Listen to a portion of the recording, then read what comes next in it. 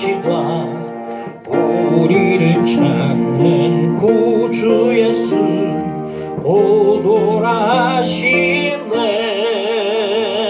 죄악 벗은 우리 영혼은 기뻐 뛰며 주를 보겠네. 하늘에 계신 주 예수를 영원히 섬기리. 우리를 오라 하시는 말 기쁘게 듣고 순종하세. 구주를 믿기 지체 말고 속속히 나가세. 죄악 벗은 우리 영혼을 기뻐 뛰며 주를 보겠네. 하늘에 계신 주 예수를 영원히 섬기리. 주 오늘 여기 계시오니 나와서 주의 말씀 듣세. 듣기도 하며 생각하니 참 진리시로다. 죄악 벗은 우리 영혼을 기뻐 뛰며 주를 보겠네. 하늘에 계신 주 예수를 영원히 섬기리.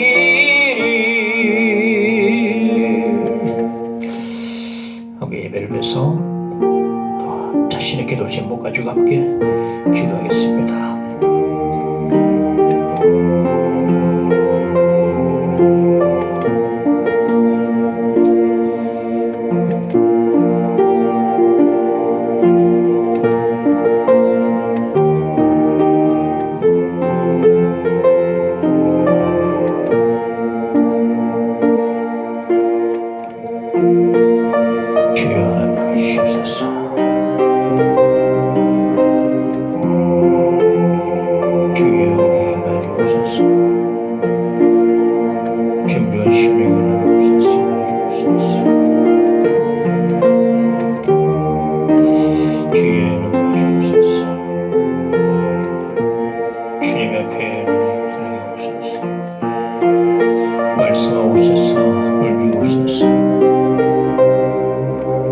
충만케 해주옵소서.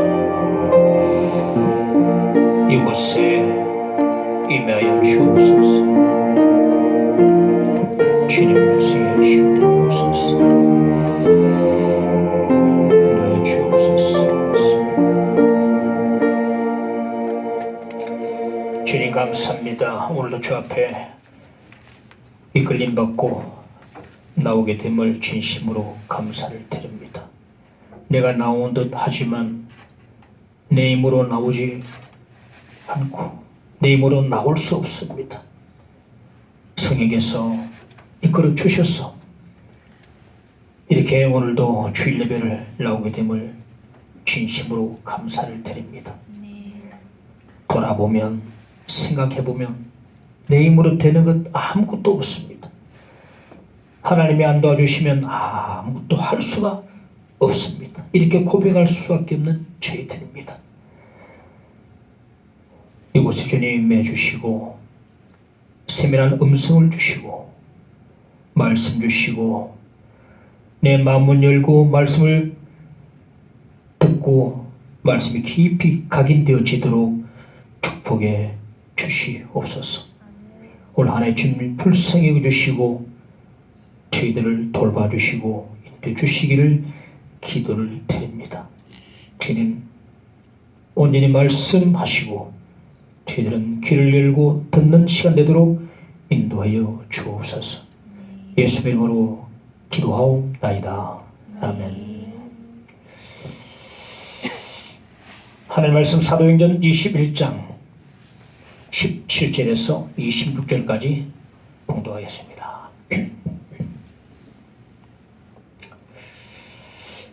예루살렘에 이르니 형제들이 우리를 기꺼이 영접하거늘 그 이튿날 바울이 우리와 함께 야고보에게로 들어가니 장로들도 다 있더라.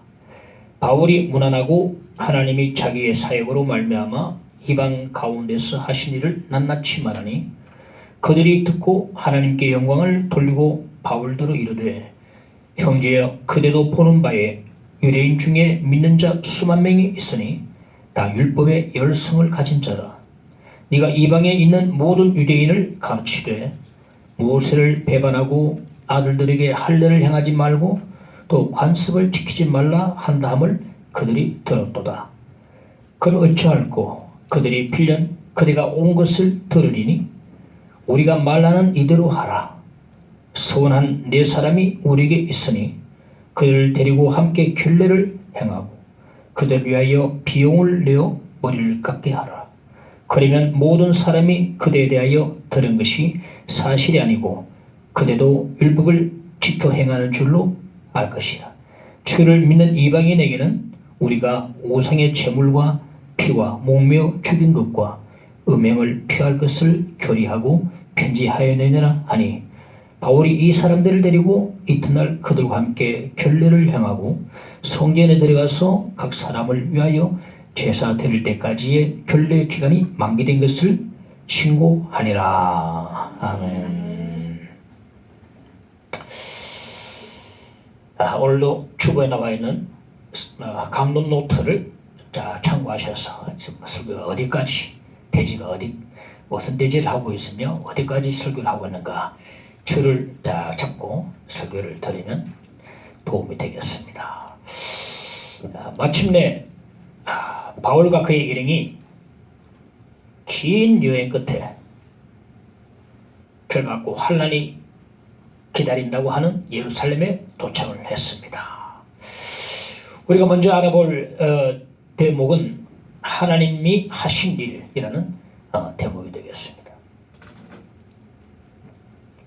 바울 일행이 예루살렘에 도착하니까 예루살렘의 믿음의 형제들이 그들을 반갑게 영접을 내주었다. 그럼 그 다음 날에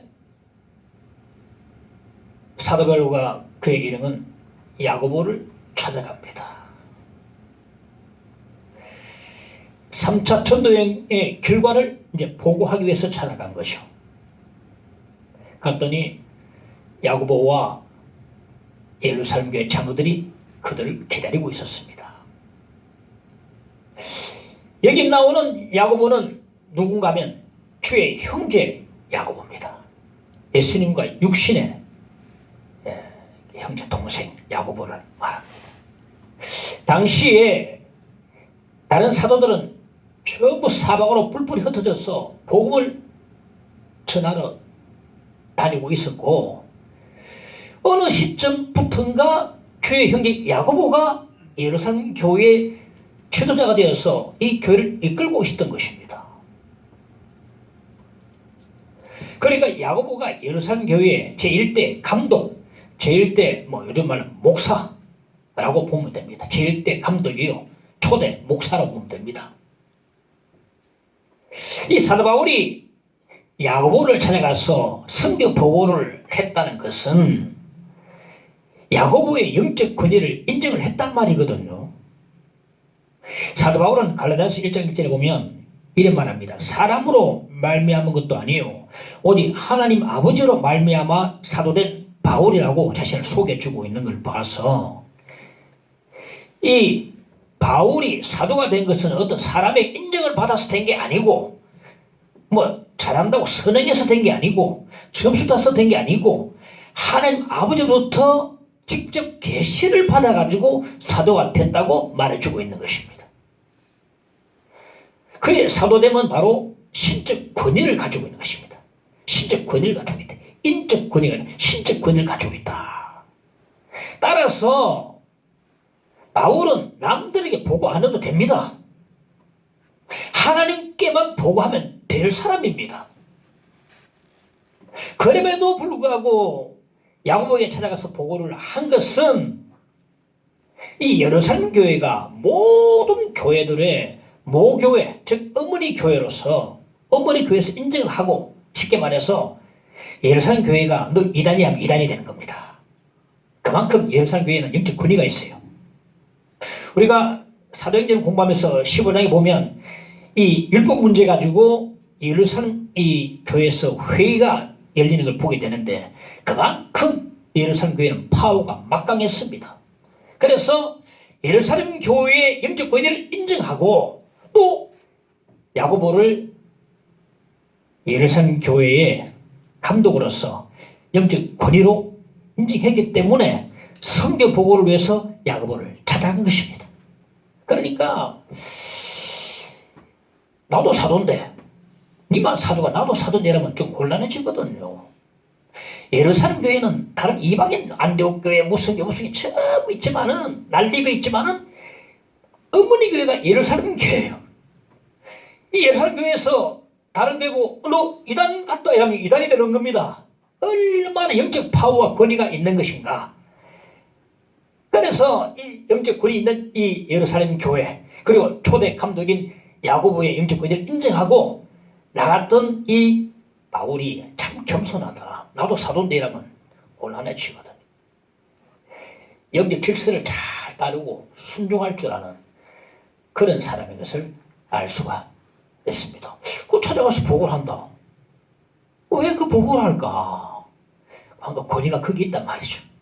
자, 19절에 보면 바울이 무난하고 하나님이 자기 사역으로 말미암아 이방 가운데서 역사하신 일을 낱낱이 말하니 사도 바울은 하나님 하신 일을 야고보와 장로들에게 보고를 했습니다. 근데 대충 한 게 아니고 낱낱이 보고했다. 즉 3차 전도여행 때 있었던 모든 일들을 빠짐없이 다 보고했다는 겁니다. 에베소 3년 사역 동안에 유대인들이 박해로 말미암아서 회당에서 장소를 도라노 서원으로 옮겨서 도라노 서원에서 따로 제단을 세워서 가르친 일과 바울의 손수건과 앞치마만 병자에게 얹기만 해도 병이 낫고 귀신이 떠나갔던 일들과 은장색 데메드리오가의 소요 사건으로 말미암아서 위기를 맞고서 에베소에서 도망갔던 일과 드로아에서 밤새도록 설교하는 가운데 졸고 떨어져 죽었던 유두고를 살린 일과 밀레도에서 에베소 교회 장로들을 불러서 마지막 당부를 했던 일 낱낱이 다 보고를 이제 한 겁니다. 그런데 이 모든 일을 하나님이 하시니라. 하나님 하신 일이라. 자기가 했다는 말 하나도 없어요. 하나님이 하신 일이다. 하나님께서 하셨다는 겁니다. 제가 어떤 사람 보니까 목사님 제가 뭐 목회로 볼 때 외적으로 볼 때는 성공한 사람이 분명합니다. 뭐 내적은 모르겠지만 이런 말 들었어요. 내가 이 교회를 세우고 내가 이 교회를 두 번이나 청축하고 내가 이만큼 부흥시켰다. 이 정도면 내가 잘했다고 할 만하지 않을까? 그래요. 자기를 내세우는 겁니다. 바울에게 비교하면 잽도 안 되는 사람 아닙니까? 바울은 수도 없이 개척교를 세웠어요. 그런데 바울은 전혀 그렇지 않았습니다. 하나님이 하신 일이라고 했어요. 그 하나 세워놓고 내가 세웠고 내가 청취했고 내가 얼마나 내가 이렇게 몇만큼 부흥되었고 내가 세운 장로모여도 권사모여도 많고 그런 말 하더라고. 바울이 일절 내가 말 안 합니다. 하나님이 하신 일이라고 했어요. 영적 깊이가 다른 것입니다. 사도행전 19장 11절에 보면 하나님이 바울의 손으로 놀라운 능력을 행하게 하시니 자 보십시오. 하나님이 바울의 손으로 능을 행하셨다. 즉 하나님이 하셨다는 겁니다. 사실 그렇지 않습니까? 아니 하나님이 아니면 바울이 무슨 능력이 있어서 능력을 행할 수 있겠습니까? 하나님이 떠나가 버리면 바울은 아무 능력도 행할 수 없어요. 자기가 뭔데? 하나님께 능력 주셔서 능력을 행하는 거지 떠나가 버리면 아무것도 아닙니다. 하나님 아니고서는 아무 일도 할 수 없어요. 그런데 하나님께서 우리에게 봉사할 은혜를 주시고 헌금할 믿음을 주시고 예배드릴 마음을 주시고 감사하는 마음을 주시고 일할 수 있는 힘을 주셔서 우리가 일을 하게 되는 것입니다. 이걸 믿음 사람 고백하게 되거든요. 내 입으로 다 했다. 그런 사람 믿음 사람 없습니다. 그러다 하나님이 하셨다. 이 사람은 아무것도 아니에요. 하나님이 전부 다 하신 것입니다. 하나님이 다 하신 것입니다. 할렐루야. 피아노 칩니다. 또 영상을 또 우리 다 올립니다. 내가 한 것 같아요. 은혜 받고 사는 겁니다. 은혜 받고서. 헌금합니다. 나는 뭐 하나님 없으면 헌금 못하지. 안 그렇습니까? 내가 아니 지금 세속인 사람 같으면 아니 자연인 같으면 내가 어떻게 헌금하겠습니까? 불교식으로 합니까? 그럴 수도 있겠죠. 불교식으로. 시류하는 식으로만. 그건 헌금도 아니고 믿음이 있어야 헌금하는 것입니다. 헌금할 믿음을 주시는 겁니다. 하나님께서 다 하시는 겁니다. 우리는 아무것도 아니에요.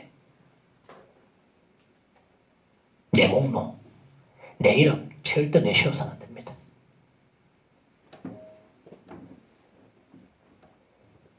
자, 둘째 살펴볼 대목은 바울의 사역입니다. 19절에 보면 자기의 사역으로 말미암아 하나님께서 일을 하셨는데 바울의 사역을 통해서 일을 하신 것입니다. 그러니까 주체는 어디까지나 하나님이고 하나님께서 우리를 도구로 수단으로 삼아서 하나님 일을 이루어 가시는 것입니다.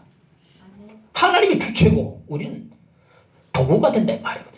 하나님께서 우리의 수고를 통해서 일을 하시고 우리의 희생을 통해서 일을 하시고 설교자의 설교를 통해서 일을 하시고 열심을 통해서 일하시고 우리의 기도를 통해서 일하시고 때로는 우리의 이 고난과 박해까지도 통해서 일을 하시는 겁니다. 솔로몬이 모리아 산 위에 하나님의 성전을 건축하기 위해서 모든 목록을 다 챙기고 온갖 재료를 다 준비하고 사람들을 레바논으로 보내서 거기서 백해목을 볼목해다가 7년 동안 열심히 최선을 다해서 하나님의 성전을 짓기 때문에 정성을 다해서 다 쏟아붓고 지었습니다. 완공하고 난 뒤에 이렇게 고백했습니다. 역대하 6장 4절에 보면 여호와께서 그의 입으로 말씀하신 것을 이제 그의 손으로 이루셨도다. 그의 손으로 이란 말은 하나님의 친히 이루셨다는 말이거든요. 분명히 솔로몬과 이스라엘 백성들이 수고했지만은 하나님께서 그들의 수고를 통해서 성전을 완공했다는 말씀이 되는 것입니다. 고린도전서 3장 6절에 보면 나는 심었고 아볼로는 물을 주었으되 오직 하나님께서 자라나게 하셨나니 나는 심었고 아볼로는 고린도 교회를 개척을 했습니다. 아볼로는 물을 주었으되 아볼로는 바울의 후임으로 부임해서 교인들을 말씀으로 물을 주었으되 양육을 했다 이 말입니다. 하나님께서 그들의 수고와 헌신을 통해서 고린도 교회를 세워나가되 자라게 하시냐. 우리는요 수고는 할 수 있지만 우리는 자라게 할 수 없어요. 우리 힘으로 성장시킬 수가 없습니다. 농부가 땅을 개간하고 씨를 뿌리고 그 땀을 흘리고 주야로 애를 씁니다. 하나님께서 그 농부의 수고와 희생을 통해서 곡식을 자라나게 하시는 것입니다. 우리는 아무리 애를 써도 곡식을 자라나게 할 수 없습니다. 하나님께서 수확을 주셔야 그제 우리가 수확을 할 수가 있거든요. 하나님께서 우리의 모든 이 수고와 희생을 통해서 도구로 삼아서 당신의 일을 이루어 가시는 것입니다. 아멘. 이 말의 뜻은 뭐냐면은 우리의 수고가 필요하다는 말이거든요. 우리 헌신이 필요하고 우리 희생이 필요하고 우리의 물질과 시간이 필요합니다. 이 교회가 되어가기 위해서는 하나님께서 쓰시기 위해서는 우리의 물질도 필요하고 우리의 시간도 필요하고 우리의 수고 희생이 따라야만이 하나님께서 역사하신다 이 말이죠. 베스다 광야에서 많은 사람들이 정신없이 예수님 말씀을 듣다 보니까 때가 벌써 저녁이 되었어요. 그러니까 전부 다 시장기가 다 돌았습니다. 그런데 광야라 어디 음식 사 먹을 때 한 군데 없어요. 무리 중에 도시락을 가진 한 아이가 있었는데, 근데 너무나 도시락이 보잘것없었다. 보리떡 5개와 물고기 2마리를 다 채워진 도시락이었는데, 안드레가 그 아이를 예수님께 데리고 왔습니다. 예수님께 그 아이가 그 도시락을 기꺼이 내어드립니다. 예수님, 제 것을 내드립니다. 비록 보잘것도 없지만은 받아주십시오. 내 것을 드립니다. 비록 보잘것도 없지만은 주님의 손에 올려드릴 때에 역사가 시작이 되는 것입니다. 아멘. 주님이 역사하시는 겁니다. 500의 기적을 행하시는 겁니다. 안 내어드리면 역사할 수가 없어요.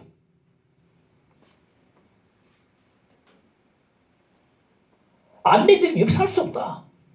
기꺼이 내 것을 내드릴 때에, 그리고 최선을 다할 때에, 희생할 열심을 다할 때에, 내가 일을 믿음으로 시작할 때에, 그제야 그것을 도구로 삼아서 하나님께서 역사에 가시는 것입니다. 우리의 이 헌신, 희생, 물질 시간이 필요하다. 물론 하나님께서는 그 없이도 천지를 창조하신 분인데 다 할 수 있습니다. 그럼 왜 이 도구를 사용하시는가? 영광을 드러내기 위해서, 우리에게 기쁨을 주시기 위해서 우리 도구를 사용하신다는 말이에요. 그러나 내 들을 때 그제야 역사하기 시작하시는 겁니다. 우리가 헌신 안 하고 그냥 하면 전혀 역사하지 않으십니다. 이런 교훈을 우리가 받게 된다. 세 번째는 이방인들의 구원을 봅시다. 19절 20절에 보면 이방 가운데서 하신 일을 낱낱이 말하니 그들이 듣고 하나님께 영광을 돌리고. 야고보와 장로들은요, 이방인들이 하나님께 돌아와서 구원받았다는 말을 듣고 하나님께 영광을 돌렸습니다. 그 야고보와 장로들은 이방인에 대한 편견에 의해서 깨어있는 사람이었어요. 구약 요나 선지자에 보면 열렬한 애국자요, 철저한 민족주의자였습니다. 하나님께서 그에게 니네로 가서 그들에게 말씀을 전하라고 하셨는데도 불구하고 정반대 다시스로 도망치다가 하나님께 강권적으로 붙잡혀서 온 사람이에요. 니네웨는 당시에 이방 아수르의 수도가 되었습니다.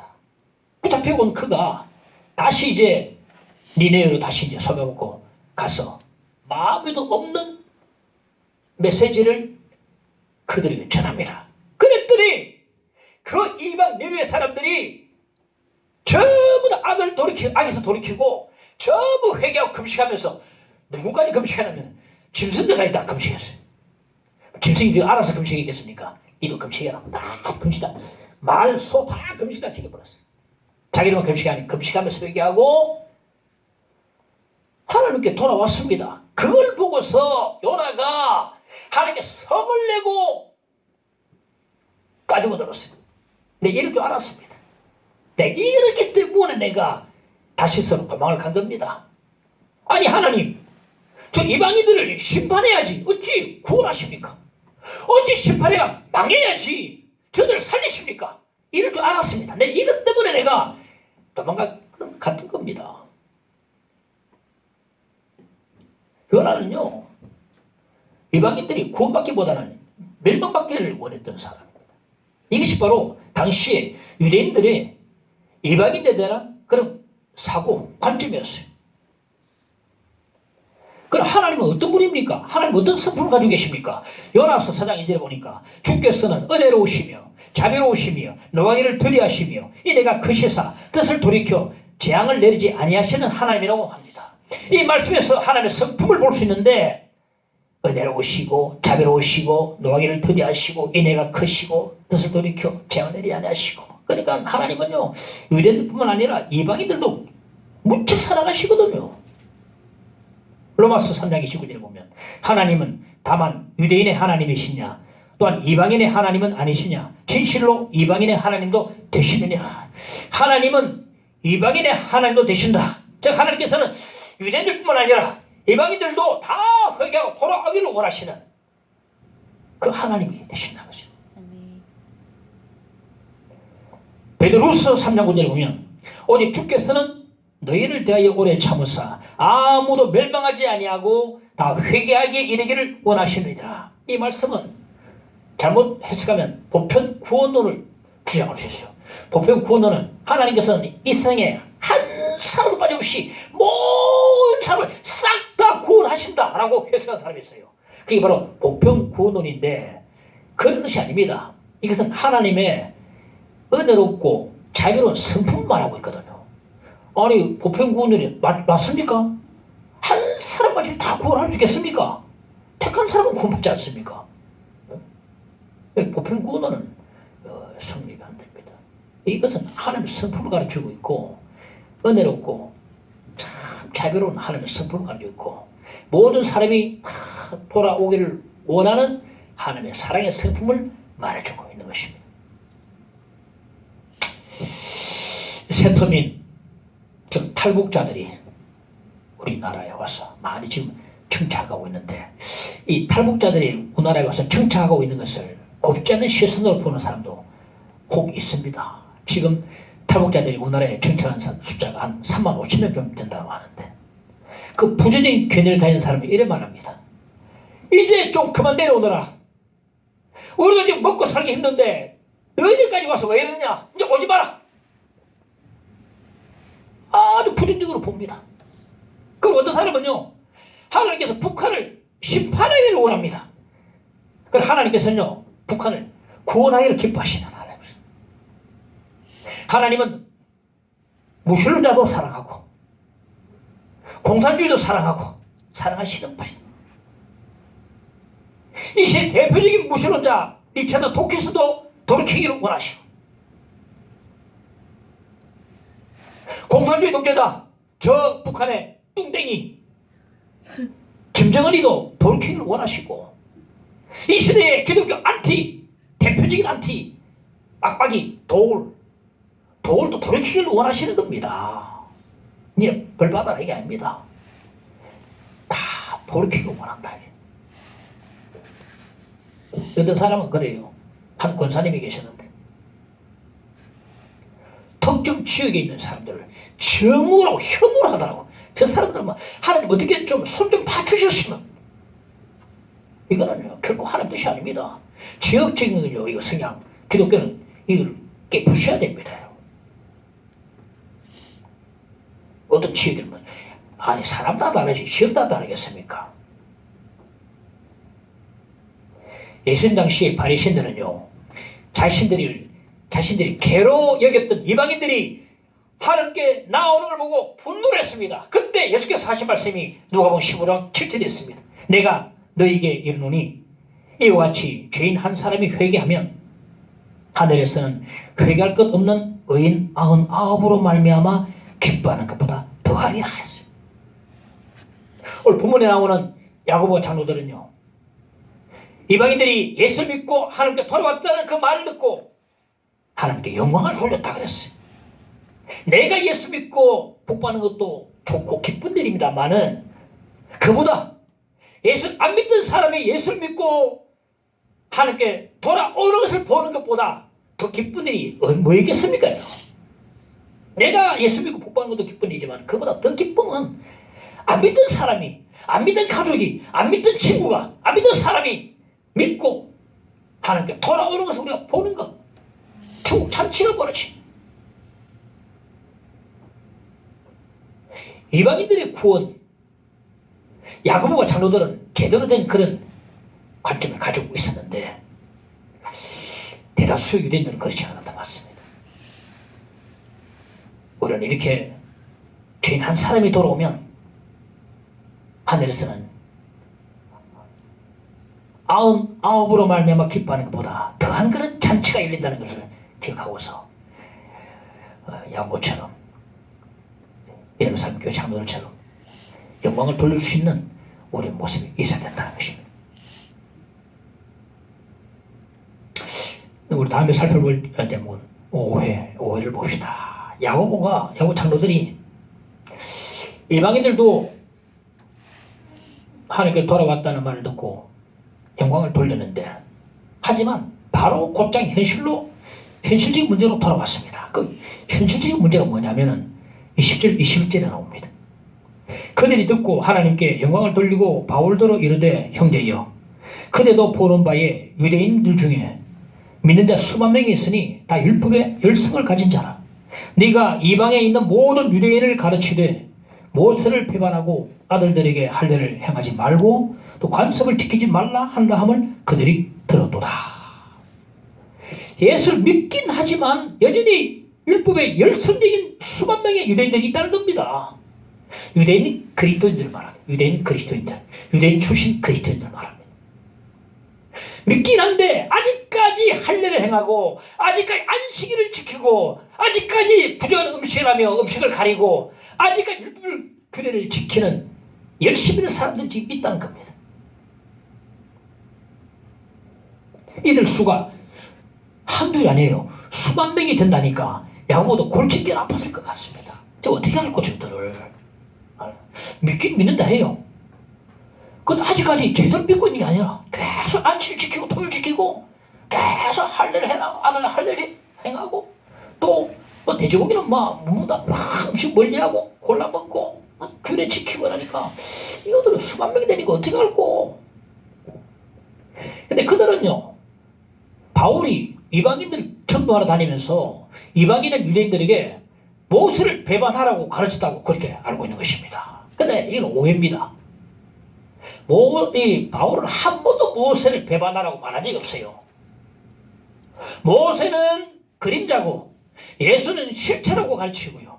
이제 실체가 왔으니까 그림자 역할은 끝이라고 가르치고요. 그리고 바울은요, 율법의 완성을 가르쳤지 율법의 폐기를 가르친 적이 없습니다. 도리어 바울은요, 율법은 여전히 거룩하고 의롭고 선하다고 가르쳤던 것입니다. 그러면 그들이 들은 이야기는 전부 다 가짜뉴스야, 가짜뉴스. 우리 가짜뉴스 많이 접하지 않습니까? 유튜브 보면 가짜뉴스 보고 막 진짜로 알고 막 어디 요즘요 진짜 멀쩡한 사람을 죽었다고 그렇게 가짜뉴스다.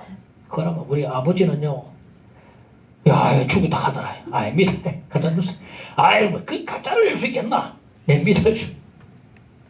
폴스 뉴스, 가짜뉴스. 가짜뉴스를 접하는 거예요. 여기서 오해를 발생했는데 그들은 죽일 듯이 바울이 예루살렘에 오기만을 기다리고 있었습니다. 수만 명의 유대인 그리스도인들, 그들은요 믿음이 약한 자들입니다.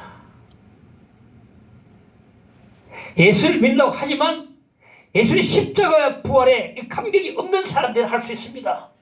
이번에 예수를 믿는다고 하면서 하나님이 두려워서 신앙생활을 할 뿐이지 예수로 인한 감사, 찬송, 감격, 자유함 전혀 모르는 사람, 여전히 타성적인 신앙생활, 즉 구약의 옛 습관에 벗어나지 못하는, 습관에 빠져서 사는 그런 사람들이라고. 골로새서 2장 16절 17절 보니까 먹고 마시는 것과 절기나 초하루나 안식일은 모두 장래일의 그림자라고 말하고 있습니다. 그는 예수라는 실체가 왔지만 그림도 불구하고 그림자를 붙들고 있는 거예요. 그림자 붙들고 있다. 얼마나 참 안 되는 사람인가. 저는 다 말씀 묵상하면서 참 안 됐다, 참 불쌍하다. 제대로 성경 공부 한번 받아본 적이 없구나. 성경 공부를 해야 되는데 안 하니까, 모르니까 자꾸 이러거든요. 그림자를 다 붙들고 있는 겁니다. 실체가 왔는데 그림자 이름 보십시오. 이거 앞면인지 뒷면인지 코는 좀 튀어나오니까 코는 알겠는데 이게 뭐 어느 쪽인지 이게 뭐 대체로 알겠는데 구체적으로 모르잖아요. 구약을 보면 대체로 예수 알겠는데 잘 모르는 거. 예수께서 오시니까 확실히 알게 되는 거 아닙니까? 실체가 왔는데 왜 그림자를 붙들고 있냐 이 말이에요. 그들은요, 전기불이 들어왔음에도 불구하고 이미 들어왔는데도 불구하고 여전히 코를 새까맣게 그리면서 거물거리는 호롱불 앞에서 거기서 쪼그리고 앉아있는 사람들. 전기 보일러 돌았는데 아직도 아궁이 불을 떼는 사람들. 해방이 돼서 전부 다 기쁘 날뛰는데 아직 무서워서 밖에 못 나가는 사람이 이들이야. 이들이 누구와 같은가 하면요, 세례요한의 제자와 똑같습니다. 세례요한이 말합니다. 저분 내가 계속 그토록 내가 말하던 저분이다. 바로 저분에게 가라. 제자들에게 예수님을 가르쳤어요. 그런데 제자들은 어찌합니까? 아닙니다. 저는 여기 있겠습니다. 선생님께서 말씀해 주십시오. 세례요한이 붙들고 있는 거래.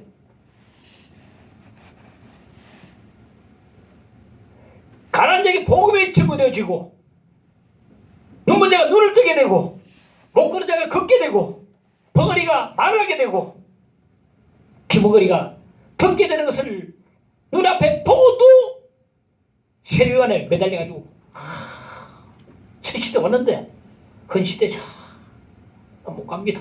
가라. 세례요한이 가라 그랬어요. 그는 흥하여 하겠고 나는 쇠하여 하리라 해도 아닙니다. 선생님 좋습니다. 선생님 말씀해 주세요. 이들은요, 예수님의 십자와 부활의 의미와 그 감격을 전혀 없는 사람이에요. 믿음이 약한 사람들입니다. 이런 사람이 되어서는 안 됩니다. 십자와 부활을, 그 예수, 그 하나님 나라에는 바로 예수의 나라인데 그 예수란 그 분에 대해서 완전하게 믿고 빠지고 감격하고 충만하고 그렇게 될 때에 옛 관습에서 벗어날 수 있어요. 자유함을 누릴 수 있습니다. 이게 없으니까 자유함 없이 너무 관습에 매여서 그렇게 신앙생활.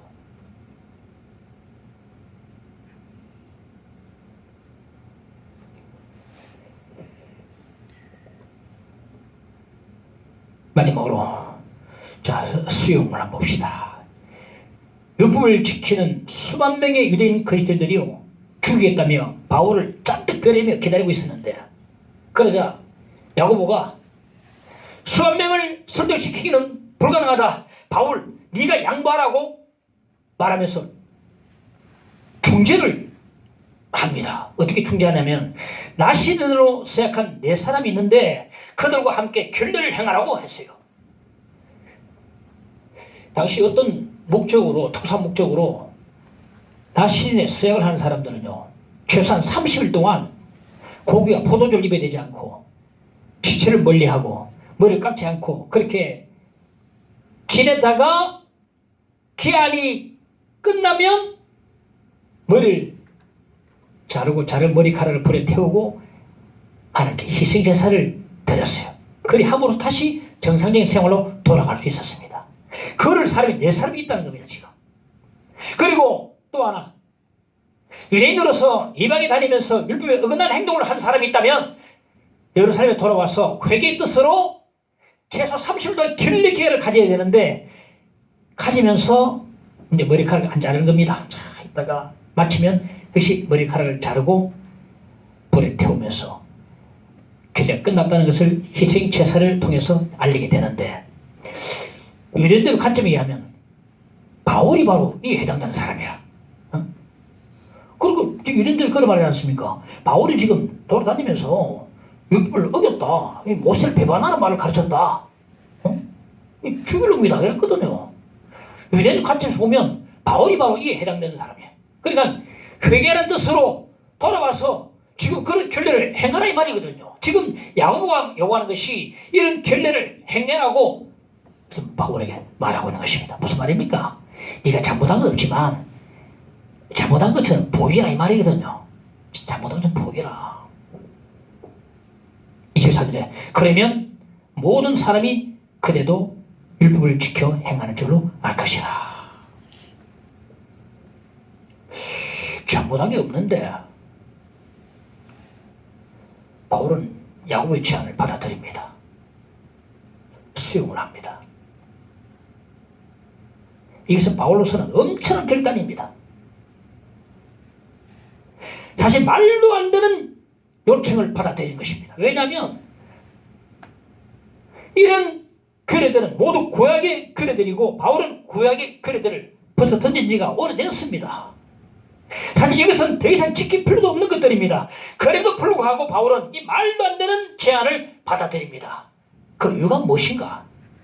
고린도전서 9장 20절에 보면 약한 자들에게 내가 약한 자와 같이 된 것은 약한 자들을 얻고자 하며 내가 여러 사람에게 여러 모습이 된 것은 아무쪼록 몇 사람이라도 구원하고자 하매니 아무쪼록 몇 사람이라도 구원하고자 그러고 같이 되겠다는 것입니다.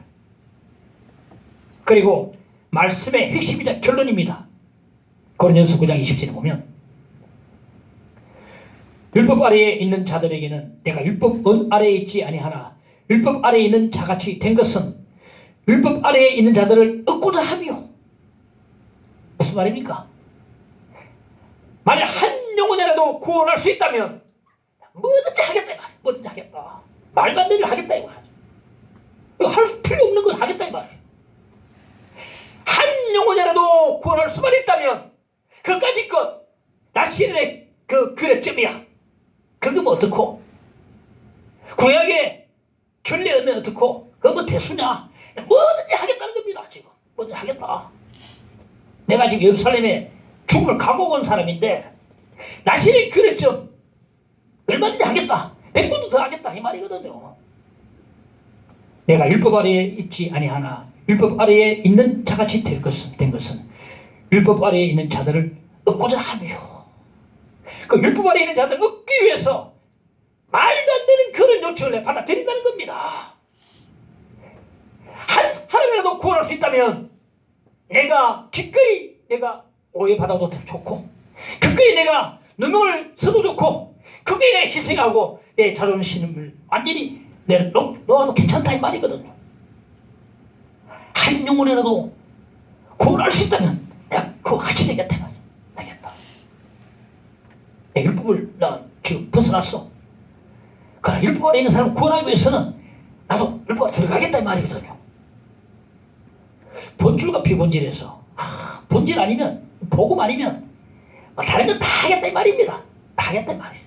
우리 올해 교회 말씀이 강권에 데려다가 내 집을 채우라. 한번 따라합시다. 강권에 데려다가 내 집을 채우라. 올해 말씀으로 정했습니다. 바울처럼 한 사람에도 구원할 수 있다면 바울처럼 뭐라도 합시다. 한 사람에도 구원할 수 있다면 뭐라도 하겠다 이 말이거든요. 말도 안 되는 일도 하겠다. 지킬 필요도 없는 일을 내가 하겠다 이 말이에요. 더 끝났어요. 안 해도 됩니다. 그거 안 해도 돼요. 나시린 규례 안 지켜도 됩니다. 옛날 규례입니다. 근데 여보가요 네 잘못한 거 없지만 네 그거 잘못됐다 한번 보여봐라. 받아들입니다. 왜? 한 사람이라도 구원하기 위해서. 구원하기 위해서. 한 영혼을 내 구원할 수 있다면 뭐 그까짓 건 한번 하겠습니다. 나신의 규례 그거 내가 뭐 하겠습니다. 머리 깎겠습니다. 머리 깎는 게 됐습니까? 30분 있다가 머리 깎아요. 네 사람은 같이 함께 내가 자를게요. 해보겠습니다. 이 바울의 간절함과 갈급함과 그 영혼 사랑과 그래서 사명을 느낄 수가 있는 대목인 것입니다. 한 사람이라도 구원할 수 있다면 데려올 수가 있다면 내가 좀 오해를 받고 내가 좀 누명을 쓰고 내 희생을 좀 하고 자존심도 내려놓고 뭐든지 하겠습니다. 이런 자세가 오늘 말씀의 핵심이 되는 것입니다. 내가 뭐라도 할게요. 말도 안 되는 일 시켜도 하겠습니다. 이 바울의 심령으로 돌아가야 될 줄로 압니다. 고린도서 5장 14절에 보면 그리스도의 사랑이 나를 강권하시는도다. 주님의 사랑이 우리를 강권하셔서 이 일을 하도록 하시는 겁니다. 주님의 사랑이 강권하면은 영혼의 사랑이 생기게 되고 내 힘은 안 되지만은 문 영혼들을 강권할 수 있는 힘을 우리 가운데 주시거든요. 바울을 우리가 참고로 삼아서 말도 안 되는 일을 갖다가 요청해도 받아들이고 한 사람이라도 내가 구원할 수 있다면 그래 할게요. 뭐든지 하겠습니다.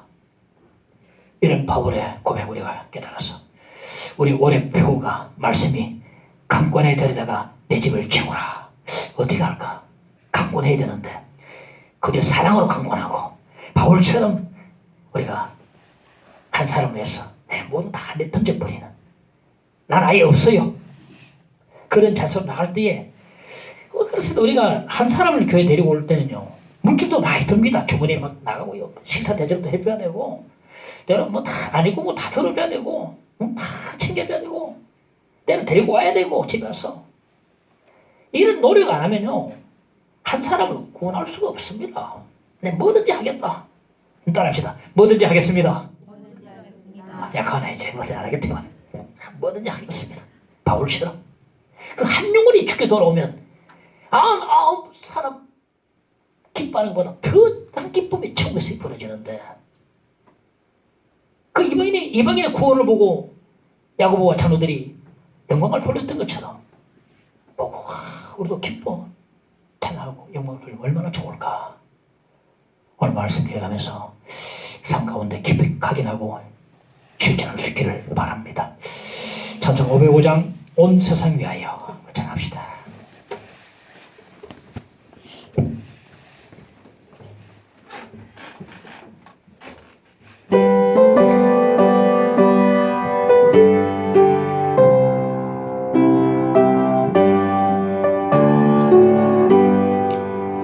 온 세상 위하여 나 복음 전하리 만 백성 모두 나와서 주 말씀 들으라 죄중에 빠져서 헤매는 자들아 주님의 음성 듣고서 너 구원받으라 전하고 기도해 매일 증인 되리라 세상 모든 사람 다 듣고 그 사랑 알도록 온 세상 위하여 이 복음 전하리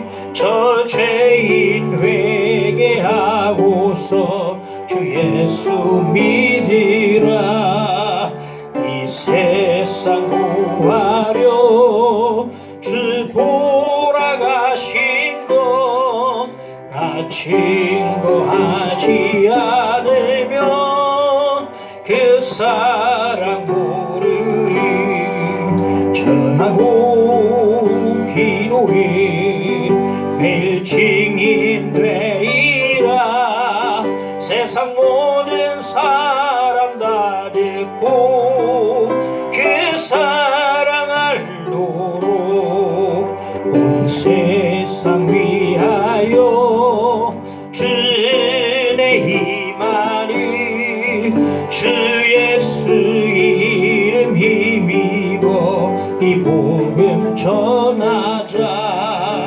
먼 곳에 나가서 전하지 못해도 나 어느 곳에 있든지 늘 기도히 전하고 기도해 전하고 기도해 매일 증인 되리라 세상 모든 사람 다 듣고 그 전하고 기도해 전하고 기도해 매일 증인 되리라 세상 모든 사람 다 듣고 그 사랑 알도록